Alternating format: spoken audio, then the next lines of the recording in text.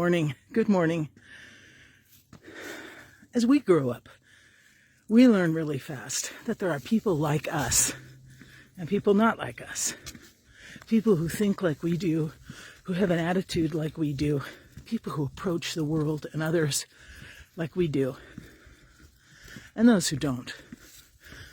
And as we form those friendships, hanging out and connecting with those individuals who are similar to us, our anchoring in that relationship grows stronger, and it becomes a source of life and support. Continues to let us be our best selves. As we grow in our relationship with the divine, it's very similar. We may read a story in Scripture or be told of something that took place in the life of Christ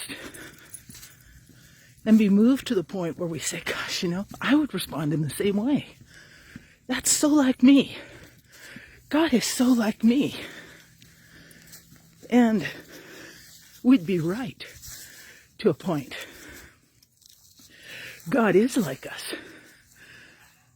But God is also not like us. When my heart is moved for the need of others in trying to respond to what they most require in this world, often our love might be conditional.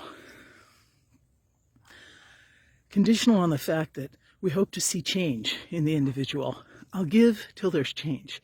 Or I'll give, but only limited, because I still need to spread the wealth, right? I need to give to others. So there are conditions on our giving. There are also limits in the way we connect with the divine. There are times when we're distracted, when we can't listen well, when we're not paying attention, when our hearts are bunched up and confused and angry, or reacting against violence that we see on TV or in the news. And we can't respond with an open heart. And that's where we have to consider that actually God may be less like us than we are like God. So, is that semantics? Is that just trying to express this in a different way, playing word games? I don't think so. Truly what happens when we think of ourselves as being like God, there's an open-endedness to what we don't yet know. If God is like me, then my gosh, I totally know what God's like. I can expect from God the same things I can expect from myself. And when I get irritated and tired and frustrated with other people, I can bet that God feels the same way, right? Because God's like me.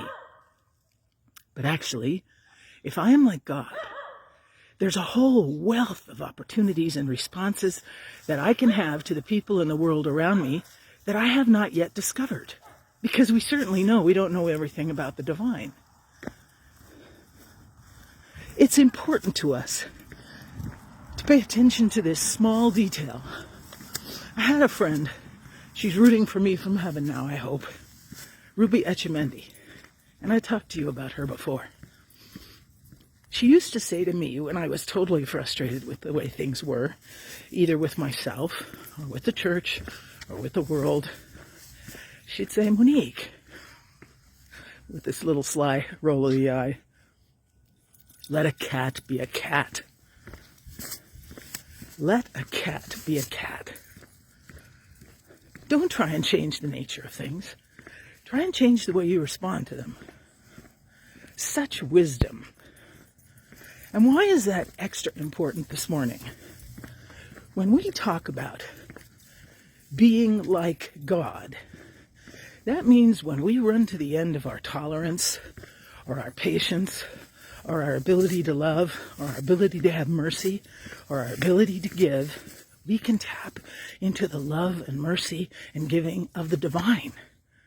We can love with God's love.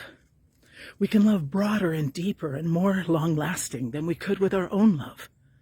That's why it's important to remember that we are like God. We are God-like. Allowing God to have full reign in our lives, giving the divine free access to our soul so that When I run out of the ability to operate on my own steam, I tap into that of the divine. That's what it means to be bearers of light. That's what it means to be like the divine in the world. So, let's keep that in mind. Whether it's helpful to think of letting a cat be a cat, or that we are like God.